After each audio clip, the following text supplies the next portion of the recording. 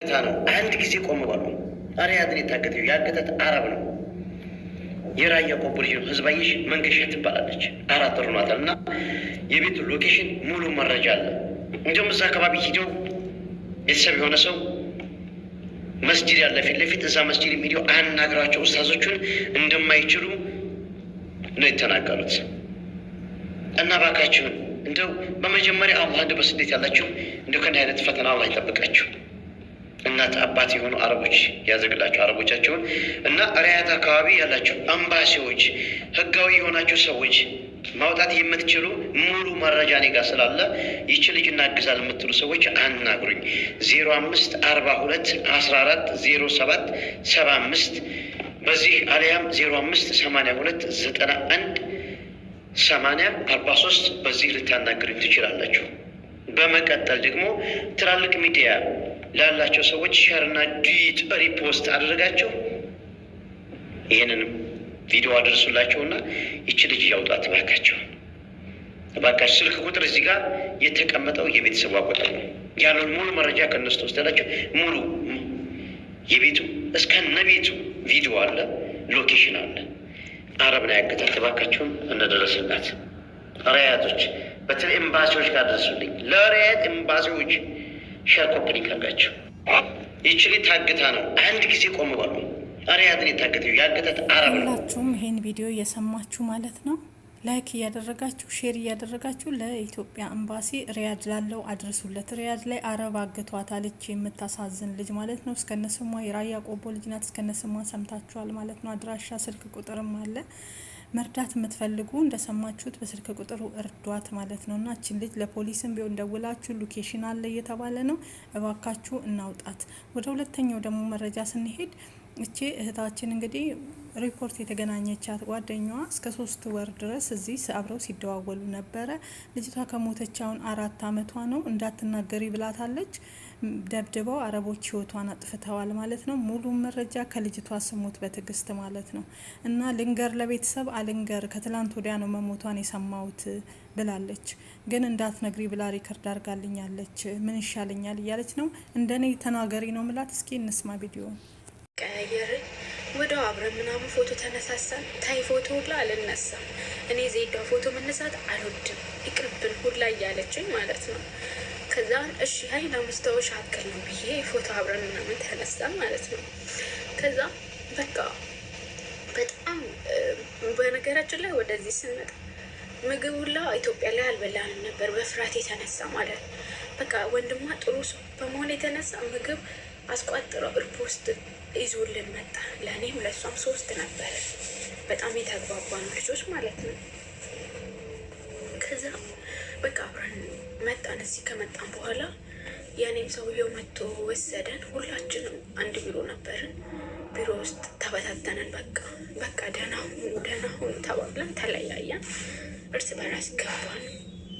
ልክ ስንገባ በቃ ቤት እንዳመጣውን ዋይፋይ ተሞላልኝ፣ ለእሷን ተሞላላት መሰለኝ። ገባን ተባባልን፣ አደርን። ጠዋት ለታም በቃ ስራ ልንጀምር ነው ምናምን ተባብለን ምናምን ታውን ማለት ነው።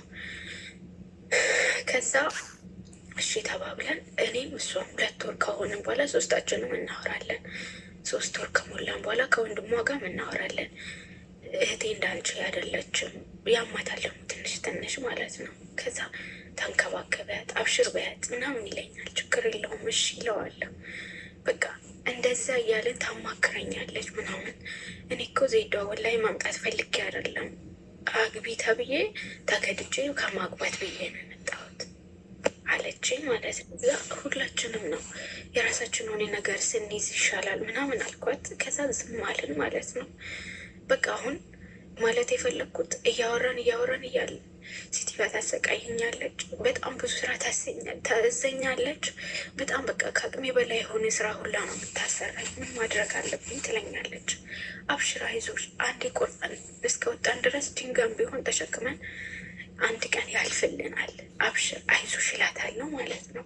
በቃ በጣም ስለምትግባባን የማትነግረኝ ነገር የለም ወላሂ። ከዛ እያወራን በቃ 15 ቀን ሙሉ ድምጿ ጠፋ። እቺ ልጅ ምን ሆነች? በሰላም ነው ድምጿ የጠፋው። ምን ሆነች ብዬ አስባለሁ። ወላሂ ለማን እናገራለሁ? ዝም አልኳት። አስባታለሁ ግን ከዛ ወንድሟ እህቴ እኮ ድምጿ ጠፋ፣ አንቺ ላይብ ላይ ሁላ አለሽ፣ እሷ ለእኛ እንኳን ለማውራት ጊዜ የላትም ለምን ይለኛል። እኔ ምን አውቃለሁ እለዋለሁ ማለት ነው። እና ከሶስት ቀን በኋላ ሴትዮዋ በጣም በቃ መተቻት ምናምን ያዞረታል ምናምን ወደቀች ምናምን መሰለኝ። ሆስፒታል ገባች። ሆስፒታል ከገባች በኋላ በጣም ተዳክሟታል ምናምን። ከዛ ልትሞት ሁላ ምናምን ነበረ ማለት ነው።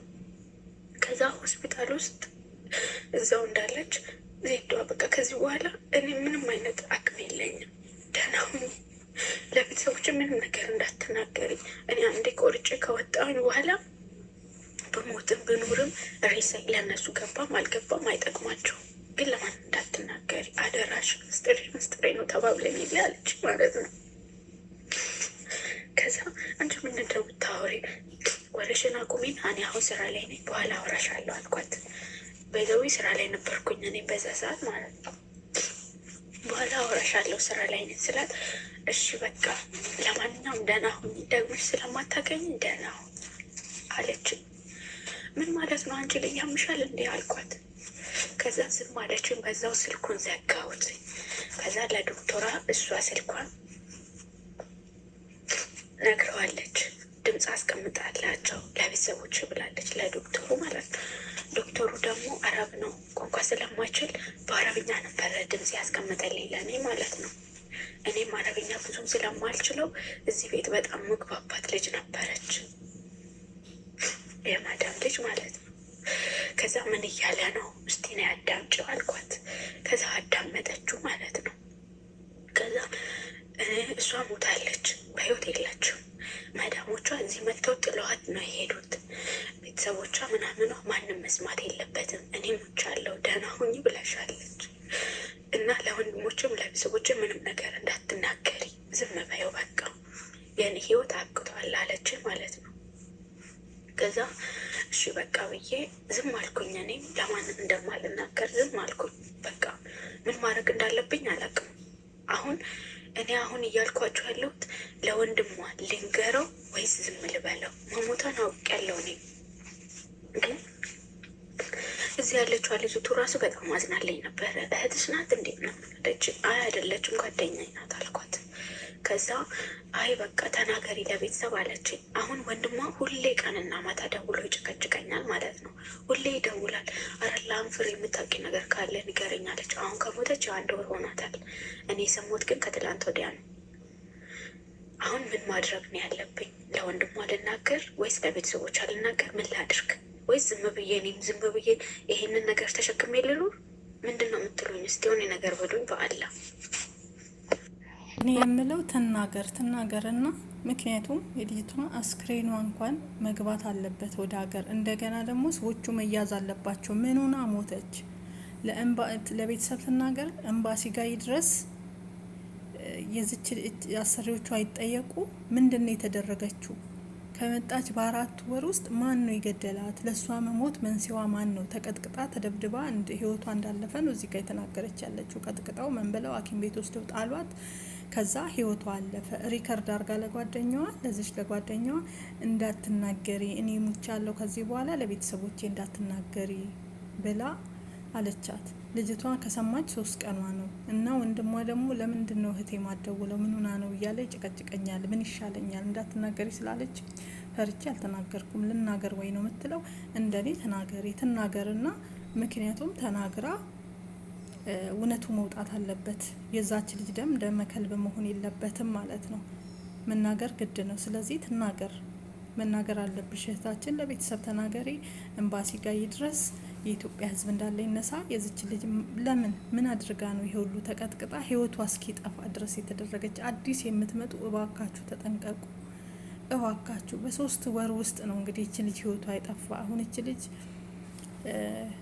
አሁን እዚህ ጋር የምታዋት አዲስ ናት። እንደተናገረችው አረበኛ ራሱ አትችልም። አብረው ነው የመጡት፣ በአንድ ኤምባሲ ነው የመጡት። የተገናኙት ሪፖርት ነው ሌላ ነገር የሚያውቁት ነገር የለም። እዛ ተገናኙ፣ እየተደዋወሉ አብረው፣ ከዛ ትቀጠቅጠኛለች፣ እንዴት አሰቃየኛለች እያለች ስትነግራት ነበር። መጨረሻ ላይም ደግሞ ሐኪም ቤት እንደገባችና ከሞትኩ በቃ ለቤተሰብ እንዳትነግሪኝ ሚስጥር አድርጊው ብላለች። ከዛም አረቡ ደግሞ ዶክተሩ ሪከርድ አደረገ በዛው ስልክ ህይወቷ አልፏል ሞታለች ብሎ ማለት ነው። ለሷ ከትላንት ወዲያ ለዚች ቦይስ ደረሳት እና አሁን ጨንቆኛል ምን ላድርግ ነው የምትለው። ተናገሪ ትናገር። በጣም ነው የሚያሳዝነው። ተመልከቱ፣ እንዲህ ነው በቃ የአረብ ሀገር ስቃይ። የኔ እናት እንደወጣች ቀረች ከርታታ።